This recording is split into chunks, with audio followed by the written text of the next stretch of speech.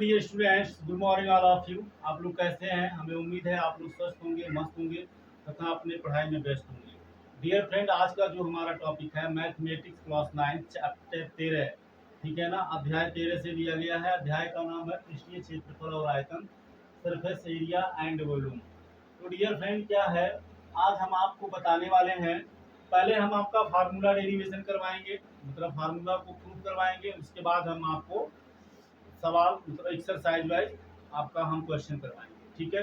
तो आज जो हमें कवर करना है, पहला है घन का क्षेत्रफल कैसे निकालेंगे, घन का आयतन कैसे निकालेंगे, घन के विकर्ण की लंबाई कैसे निकालेंगे, इसका सूत्र क्या होता है, कैसे प्रूव कर सकते हैं। क्योंकि देखिए क्या है, बीमारी अगर ठीक होना है, बीमारी को ठीक करना है, तो बीमारी की अच्छे से जानकारी होनी जरूरी है। तो कौन सा मेडिसिन काम करेगा ये जानना जरूरी है। उसी तरह से अगर आप क्वेश्चन लगाना चाहते हैं तो क्वेश्चन लगाने से पहले क्वेश्चन का सूत्र क्या है, सूत्र कैसे आया, अगर वो आपके समझ में आ गया तो आप सवाल को बड़े ही आसानी से, किसी भी प्रॉब्लम को बड़े ही आसानी से सॉल्व कर सकते हैं। तो पहले हम कवर करेंगे क्वेश्चन को, उसके प्रॉब्लम को कैसे लगाना है, उस क्वेश्चन के सूत्र को हम आपको सिद्ध करके दिखाने वाले हैं, ठीक है। तो पहले बात करते हैं घन क्या होता है, ठीक है ना। पहले कहते हैं घन, घन का मतलब होता है क्यूब। क्यूब क्या होता है? क्यूब एक घनाकार आकृति होती है जिसमें लंबाई चौड़ाई ऊंचाई तीनों का मान समान होता है। अब आप कहेंगे घनाकार लंबाई क्या होता है? डियर फ्रेंड, आप क्यूब देखते होंगे जो जिसमें होता है मिलाने वाला, ठीक है। इंटेली कौन सा फिल्म, जीनियस फिल्म में आप देखे हैं, देखे होंगे, वो मिलाता है क्यूब को। उसमें ढेर सारे सफेद कलर होता है, ग्रीन कलर होता है, येलो कलर होता है, उसको मिलाना होता है, सारे कलर को एक तरफ लाना होता है। या आप लूडो खेले होंगे तो लूडो में आप देखते हैं एक होता है, दो होता है, तीन होता है, चार होता है, पांच होता है, छह, ठीक है। तो आप उसको देखिए, उसमें कितने सरफेस होते हैं? कुल 6 सरफेस होते हैं। जैसे हम आपको दिखा दे रहे हैं, जैसे ये मान लीजिए मैच बॉक्स है, मैच स्टिक बॉक्स। तो देखिए एक सरफेस ये हो गया, सरफेस मतलब पृष्ठ, एक ये हो गया, एक ये हो गया दो, एक ये हो गया तीन, और एक ये हो गया चार, एक ये हो गया पांच, और एक ये हो गया छह। तो इसमें आप देख सकते हैं ये आयताकार है, इसको हम घनाभ कहेंगे। हम बात कर रहे हैं घन की, तो घन भी ऐसे ही होता है, बस इसमें थोड़ा लंबाई चौड़ाई ऊंचाई डिफरेंट है, लेकिन उसमें लंबाई चौड़ाई ऊंचाई सब तीनों एक जैसा होता है, ठीक है ना। तो जिसकी लंबाई चौड़ाई ऊंचाई सब तीनों समान होती है उसको हम क्या बोलते हैं? घन बोलते हैं, ठीक है ना। जैसे लूडो का जो डाइस होता है, पासा, लूडो का जो पासा होता है जिसको हम फेंकते हैं, 1 से 6 तक होता है, वो हमारा डाइस का ही एक उदाहरण है, ठीक है, मतलब क्यूब का एक उदाहरण है। तो मान लीजिए ये आपका क्यूब है, ठीक है ना। क्यूब में क्या होता है? इसकी लंबाई चौड़ाई और ऊंचाई तीनों क्या होता है? एक समान होता है। लंबाई चौड़ाई ऊंचाई तीनों एक समान होते हैं, उसको हम क्या बोलते हैं? क्यूब, ठीक है। ये हो गया आपका क्यूब, इस तरह, ठीक है। अब हमें क्या निकालना है? क्षेत्रफल। क्या निकालना है? क्षेत्रफल। तो इसको हम डिनोट कर देते हैं, ये ए हो गया, ये बी हो गया, ये सी हो गया, ये डी हो गया, ये ई हो गया, ये एफ हो गया, ये जी हो गया, और ये एच हो गया, ठीक है ना। तो यहाँ अगर हम निकालें घन का क्षेत्रफल, बराबर क्या हो जाएगा? बराबर हो जाएगा, बराबर हो जाएगा ए बी सी डी का क्षेत्रफल, ए बी सी डी का क्षेत्रफल। फिर क्या होगा? घन ए बी सी डी का क्षेत्रफल घन। फिर इसको लेते हैं डी एफ जी ए, या ए डी एफ जी का क्षेत्रफल, ए डी एफ जी का क्षेत्रफल, ठीक है। प्लस उसके बाद में क्या आएगा? ए बी एच जी का क्षेत्रफल, ए बी एच जी का क्षेत्रफल। फिर क्या आएगा? फिर इसके बाद में आएगा, इसके बाद में आएगा बी BCEH या BHEC का क्षेत्रफल, BHEC का क्षेत्रफल। देखिए 6 फलक होते हैं, 1 हो गया, 2 हो गया, 3 हो गया, 4 हो गया। अब कौन बच गया? अब बच गया आपका DCFE, हो गया DCFE का क्षेत्रफल प्लस और कौन बचा? प्लस नीचे वाला बचा है FGHE बचा है, FGHE जाएगा FGHE का क्षेत्रफल। ठीक है, अब देखिए क्षेत्रफल का सूत्र आप पढ़े हैं, क्षेत्रफल बराबर क्या होता है? लंबाई गुणे चौड़ाई। मान लीजिए इसकी ये लंबाई a है, तो चौड़ाई भी a होगी और इसकी ऊंचाई भी क्या होगी? a होगी, यानी l भी a होगा, b भी a होगा और h भी a होगा। क्यों? क्योंकि घन की लंबाई चौड़ाई ऊंचाई तीनों समान होती है। तो किसी भी आयत का या किसी भी चीज का क्षेत्रफल बराबर लंबाई गुणे चौड़ाई, यही होता है। तो लंबाई के जगह पर भी a हो जाएगा, चौड़ाई की जगह पर भी a हो जाएगा। इसमें भी वैसे हो जाएगा, लंबाई गुणे चौड़ाई तो लंबाई a चौड़ाई a, फिर इसमें लंबाई गुणे चौड़ाई तो लंबाई a चौड़ाई a, फिर इसमें लंबाई गुणे चौड़ाई तो लंबाई की जगह पर a प्लस चौड़ाई की जगह पे a, फिर इसमें भी वही हो जाएगा, लंबाई की जगह पर a चौड़ाई की जगह पे a, फिर इसमें भी वही हो जाएगा a इंटू a। देखो a स्क्वायर तो ये हो जाएगा a का मल्टीप्लाई में a स्क्वायर, पावर जुटेगा, ऐसे यहाँ भी हो जाएगा a स्क्वायर। ठीक, a b a square, a b a square, a b a square, a b 1 2 3 4 5 6 a square, a b a square, a b a square, ये भी ए स्क्वायर और ये भी ए स्क्वायर। तो ए स्क्वायर कितने हो गए? 1 2 3 4 5 6, तो कितना हो गया? 6 ए स्क्वायर।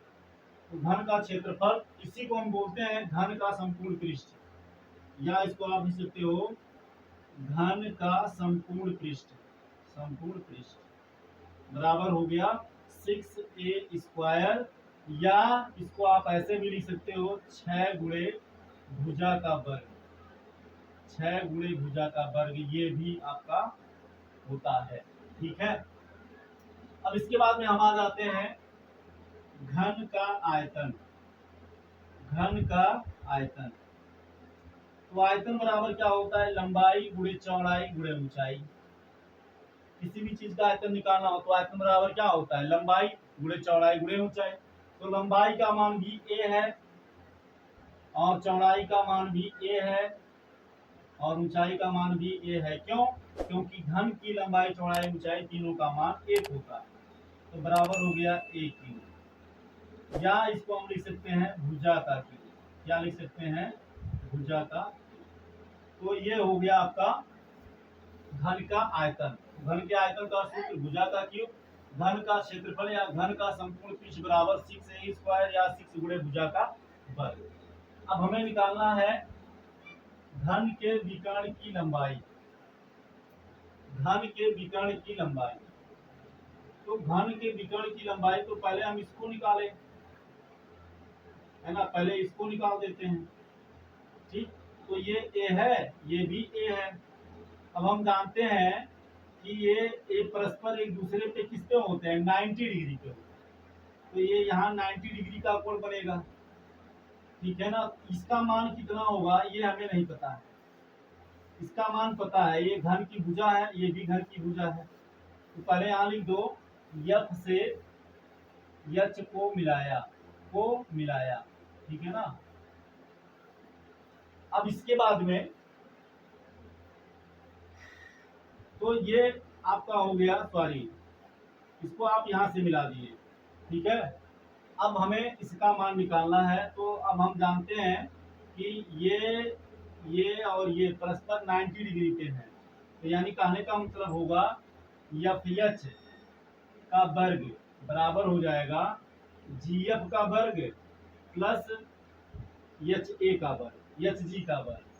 ठीक है ना, जीएफ का वर्ग प्लस जीएफ का वर्ग प्लस एच जी का वर्ग।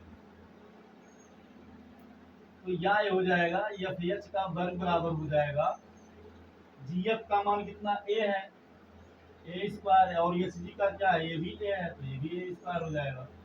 यहाँ एफ एच का वर्ग बराबर हो जाएगा 2a²। इसको समीकरण नंबर 1 मान लो, ठीक है ना।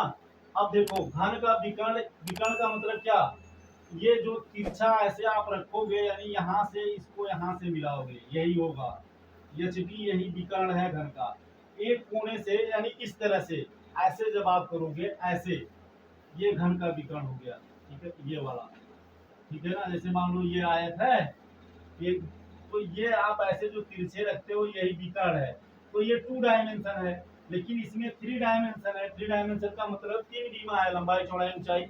अब इसको आप यहाँ से मिलाओगे तो ये 90 डिग्री है ना, तो ये आपका क्या हो गया, ये डी एच आपका कर्ण हो गया, ये आपका लंब हो गया, ये आपका क्या, ये क्या हो गया, आपका आधार हो गया, ठीक है ना। तो अब सूत्र क्या होता है यहाँ लिखो, इसलिए डी एच का वर्ग बराबर क्या हो जाएगा, डी एच का वर्ग बराबर हो जाएगा डी एफ का वर्ग धन एफ एच का वर्ग, डी एफ का वर्ग धन धन एच एफ का वर्ग, एच एफ का वर्ग, ठीक है। तो डी एच क्या है, घन का विकर्ण है, लिखो या, इसलिए घन का विकर्ण, घन का विकर्ण बराबर क्या हो जाएगा डीएफ। तो डीएफ का मान ये क्या है, ऊंचाई है, तो घन के विकर्ण की ऊंचाई ए है, तो हो जाएगा ए का वर्ग, और एफ एच का मान ये निकला है हमारा यहाँ से, ठीक है ना, 2a², तो हो जाएगा 2 स्क्वायर, यहाँ लिख दो समीकरण 1 से, समीकरण 1 से एफ एच का वर्ग बराबर 2a² रखने पर, ठीक है। तो यहाँ ये हो जाएगा घन के विकर्ण का वर्ग बराबर, यह हो जाएगा घन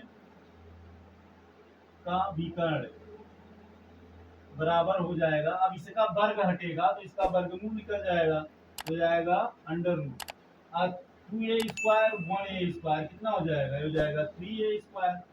अब देखो a² का ये वर्ग यहाँ कुछ नहीं, तो इसका पावर 2 है करड़ी का, तो 2 पावर बराबर 1 पावर बाहर हो जाएगा, तो हो जाएगा घन का विकर्ण या घन के विकर्ण की लंबाई बराबर ए बाहर हो जाएगा, यहाँ हो गया अंडर रूट 3, या इसको ऐसे भी लिख सकते हो भुजा कोष्टक में अंडर रूट 3, ये हो गया आपका सूत्र।